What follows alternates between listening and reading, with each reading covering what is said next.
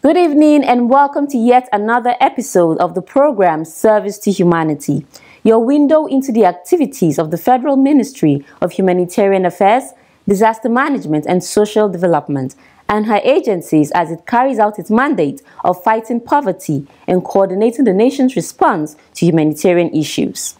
I am Habiba Zakzak, your anchor on the program, urging you to stay tuned.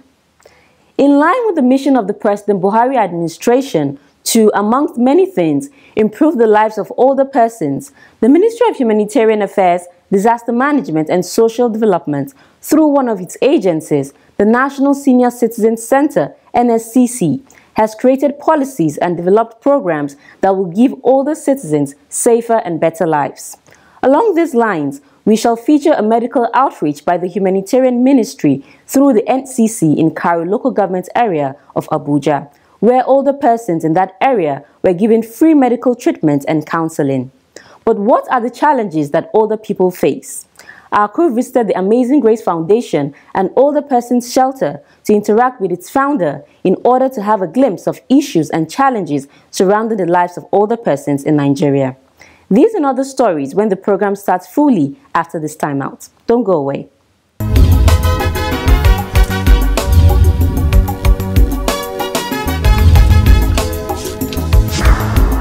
Ṣàǹfààní díẹ̀ lára mi o nígbà tí mo fi kó ọjà gan díẹ̀ tó le àfi ń tọ́jà àwọn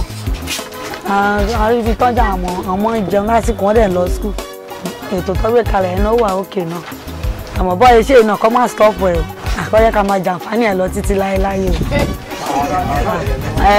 ọlọ́wọ́n àwọn arántí ẹ̀yìn náà wọ́n ti mọ̀ pé èmi tẹ́ mo nídìí ẹ̀ jù torí bùkátà tí mò ń gbé pọ̀ máa dúpẹ́ lọ́wọ́ pé wọ́n dúpẹ́ bọ́ iná wọn ò ní ṣíṣe wọn ò ní bàjẹ́ wọn tọ́nà bá dáwọ́lé a máa yọrí sí rere.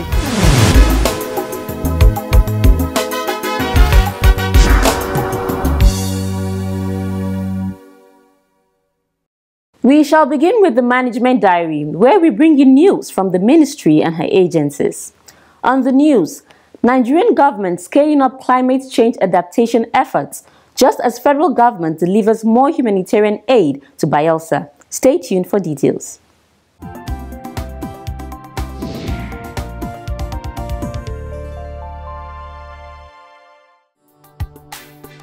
The Minister of Humanitarian Affairs, Disaster Management and Social Development, Hajia Sadia Umar Farouk, has announced actions being implemented in order to significantly address the effects of climate change in Nigeria.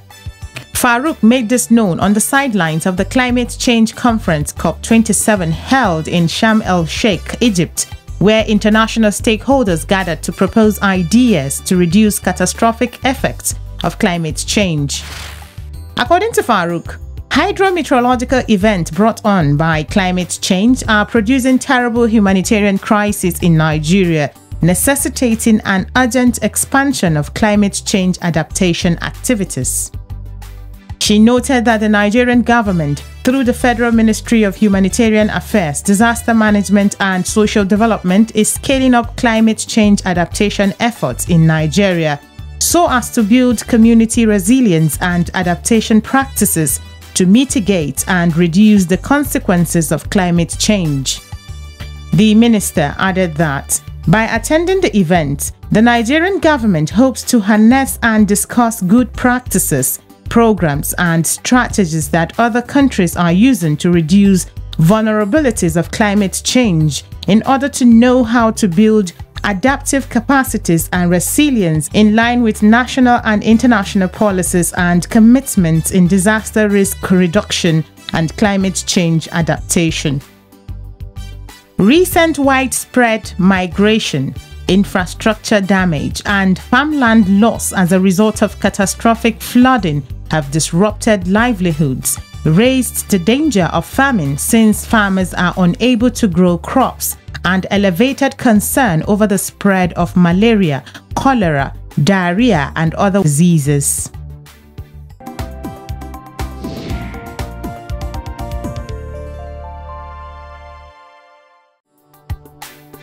The Ministry of Humanitarian Affairs, Disaster Management and Social Development has confirmed the second delivery of food and non-food items to Bayelsa State. This was carried out by the Ministry's Operations Agency, the National Emergency Management Agency, NEMA. As stated in its latest update on the recent status of flood relief intervention to Bayelsa, the ministry confirmed that the Nigerian Air Force had commenced airlifting relief supplies as at Tuesday, 25th October 2022. Additional non-food items delivered include 1,000 pieces of mosquito nets, 600 cartons of bath soap, 2,500 pieces of Guinea brocade, 1,000 pieces of children's wear, 1,000 pieces of women's wear, 1,000 pieces of men's wear, 8,000 pieces of nylon mats. Food items delivered include 1,000 bags of rice, 1,000 bags of beans, 1,000 bags of maize, 75 bags of iodized salt, 150 cartons of seasoning cube, 75 kegs of vegetable oil, 75 cartons of tinned tomato. NEMA provided various supplies of aid through the South-South Zonal Office, including both food and non-food goods for immediate distribution in the Bayelsa villages of Otegwe and Obelebiri. The Minister of Humanitarian Affairs, Disaster Management and Social Development, Hajia Sadiya Umar Farouk, again expressed her sympathy with the government and people of Bayelsa State, assuring the victims of government support.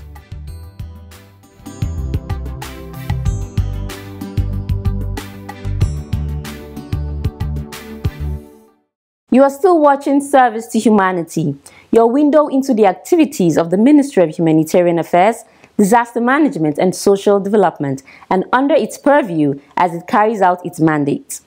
One of the ministry's area of focus is making sure older persons get a good life so that they can continue to contribute their quota to national development even after retirement. Making sure they get good Medicare is a priority. A few weeks ago, the Humanitarian Ministry, through the National Senior Citizen Center, carried out a medical outreach in Karu local government area of Abuja in commemoration of the International Day of Older Persons. Older persons in that area received free medical checkup, treatment, and counseling. Let's have sight and sounds of that outreach.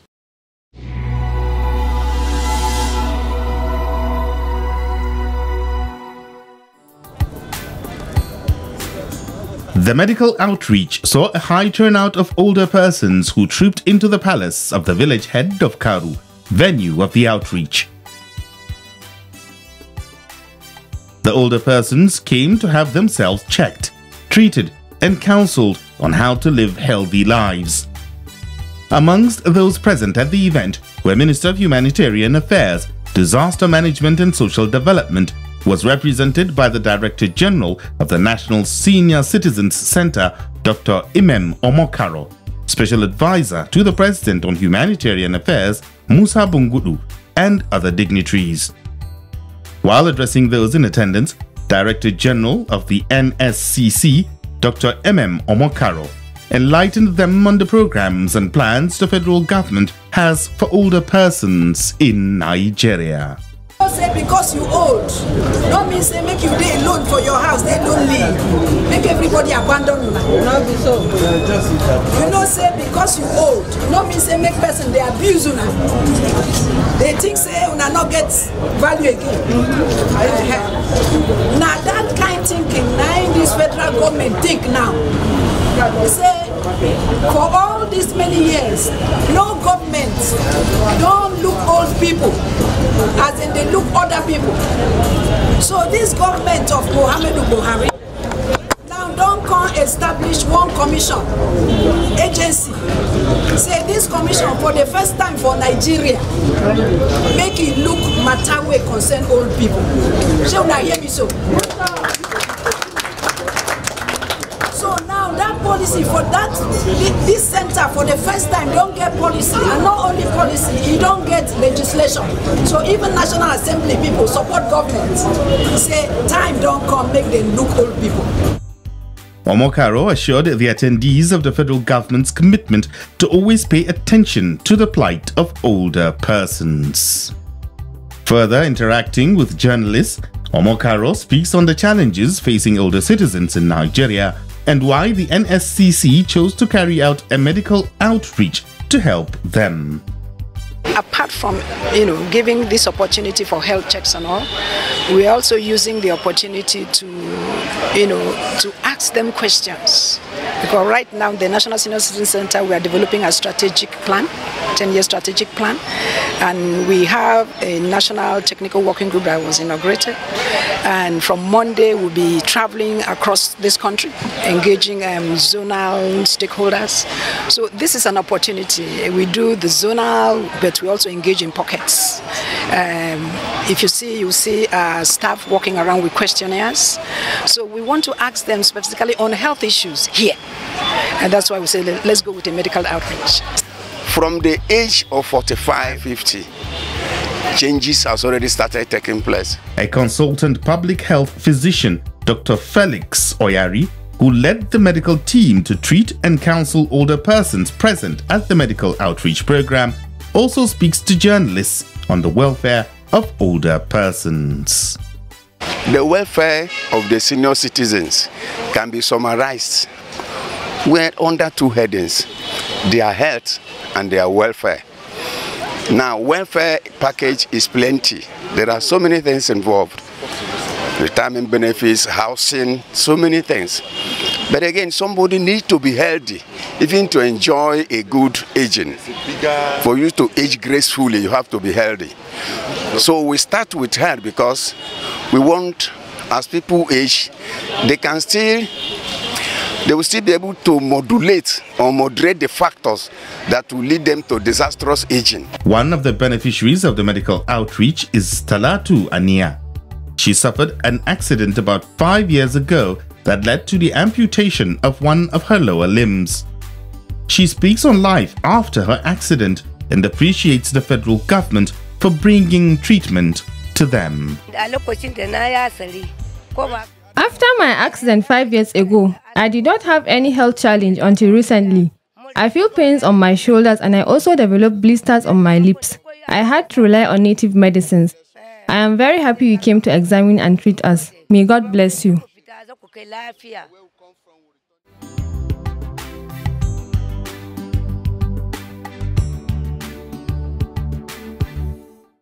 Good to have you back on the program Service to Humanity.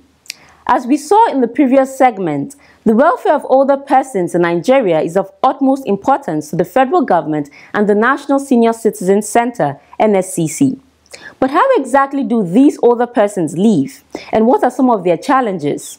The Service to Humanity crew visited Amazing Grace Foundation, an old person's home, and interacted with its founder to have more insight on the plight of older persons in the country.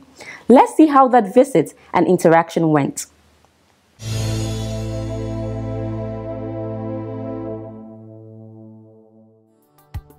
Persons of age 65 years and above are those categorized as senior citizens in most countries of the world. Usually at this age, the citizen has left active employment and moved on to retirement. Africa has a tradition of the young looking after the old, especially when they get sick and weak.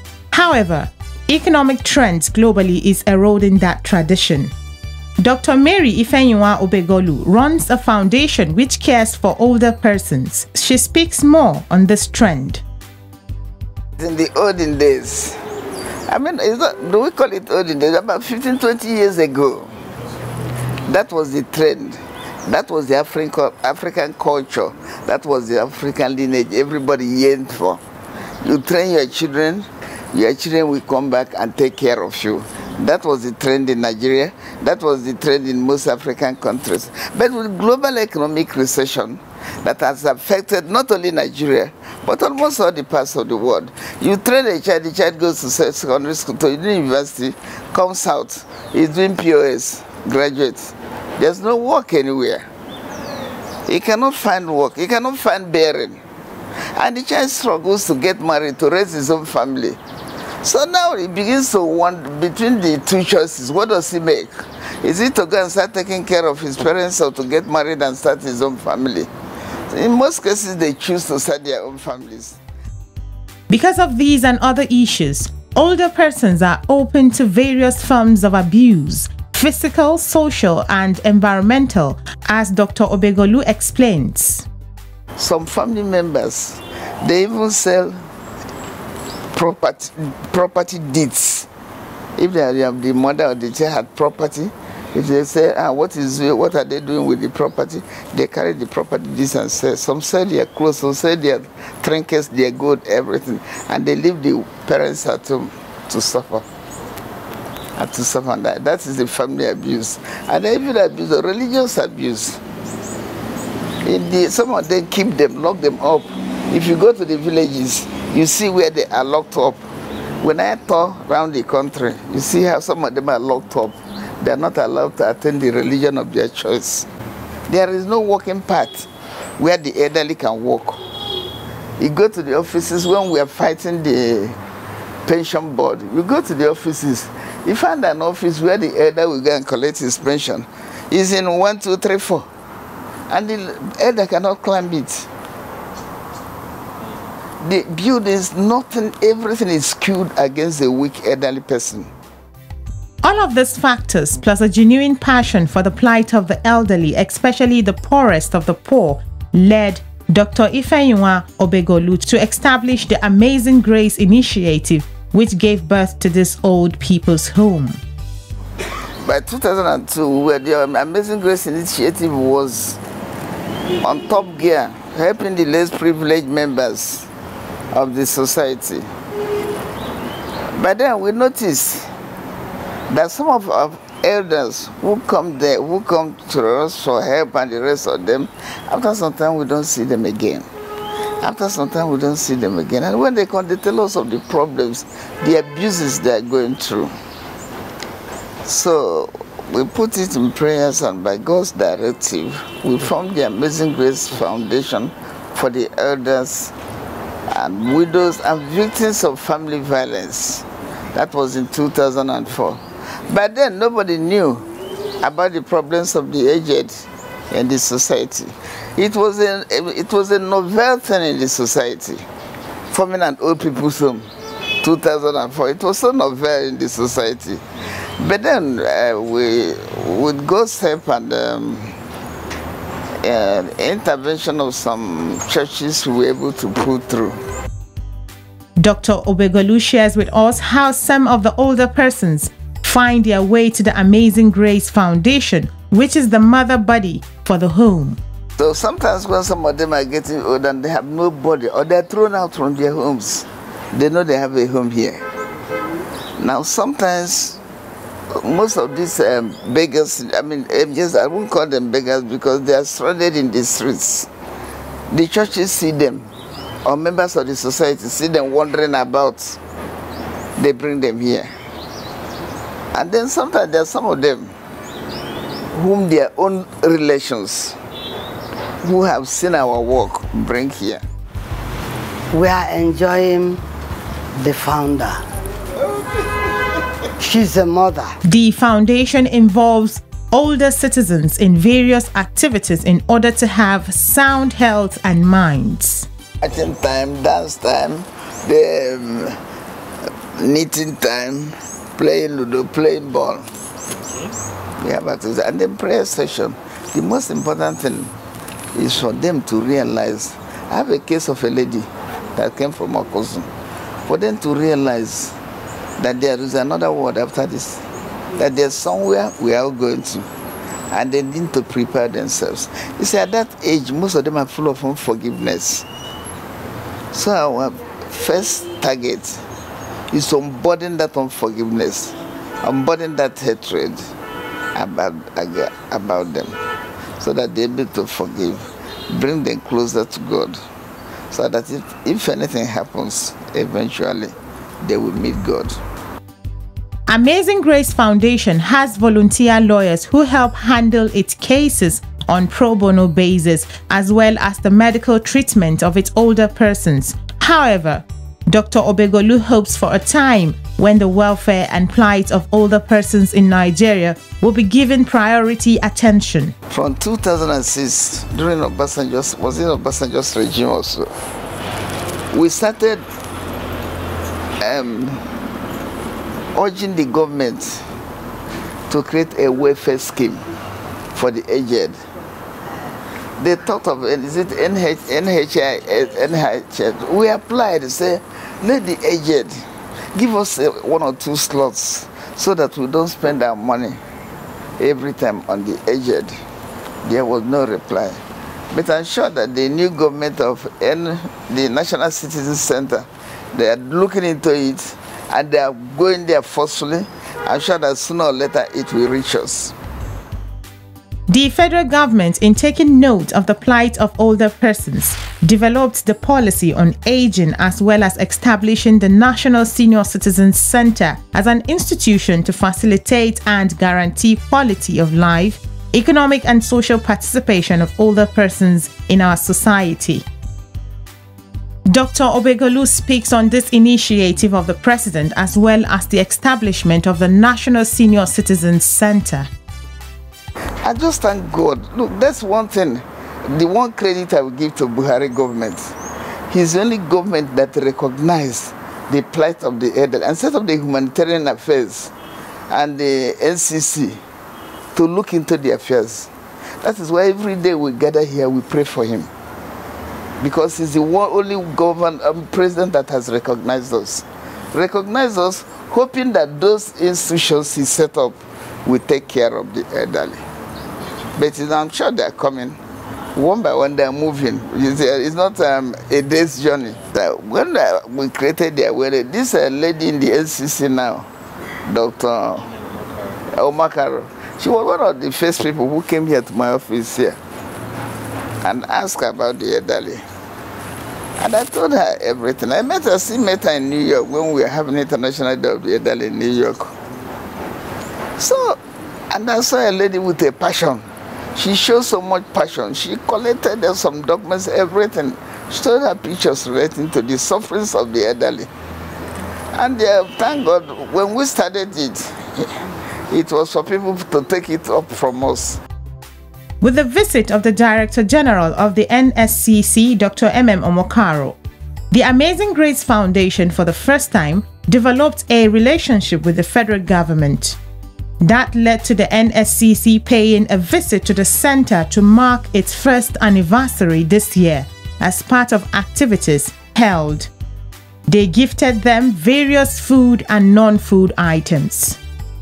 When they were speaking with passion. Maybe I feel that they're just still starting. It's a new organization. They won't reach everybody at the same time. Dr. Obegolu calls on citizens and government agencies responsible for older persons to take good care of older persons around them. Please take care of the aged. A country without the lead elders is a country without wisdom. They should take care of them. They should not abuse them. And they should not allow others to abuse them.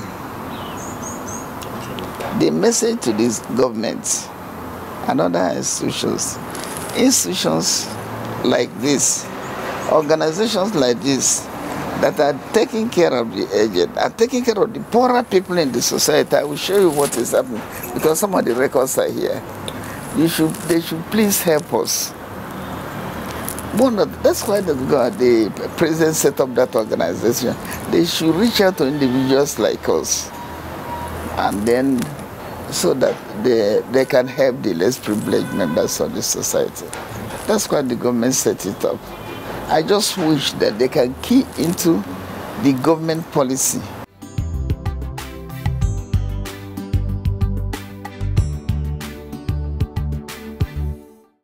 A country without elders is a country without wisdom.